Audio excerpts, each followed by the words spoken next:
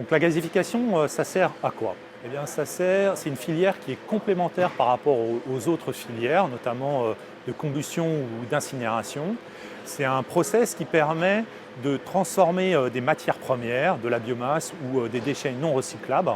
en un gaz, en huile ou en charbon, qui vont pouvoir être utilisés ultérieurement de plein de manières différentes. Ça peut être fait pour faire de la chaleur, ça peut être fait pour faire de l'électricité dans des moteurs à combustion interne qui vont avoir des rendements 2 fois supérieurs à ce qu'on obtiendrait si on avait de la combustion en amont. Ou alors on va pouvoir faire du gaz qui est injectable dans les réseaux, ce qui va permettre de pouvoir utiliser ces gaz plus loin, plus tard. Alors que quand on fait de la chaleur, on est obligé d'utiliser cette énergie tout de suite sur place avec de la chaleur qui est une énergie peu noble, vraiment l'énergie la plus difficile à valoriser et qui se transporte mal.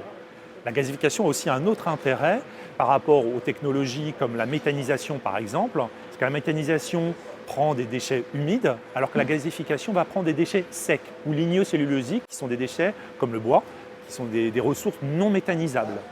Par rapport à la combustion, on va pouvoir valoriser des ressources qui sont plus difficilement valorisables dans des technologies classiques de combustion, notamment à cause de problématiques de vitrification dans les foyers de combustion traditionnels. Donc ces technologies qui permettent de valoriser des ressources sur des capacités qui vont de quelques dizaines de kilowatts à des centaines de mégawatts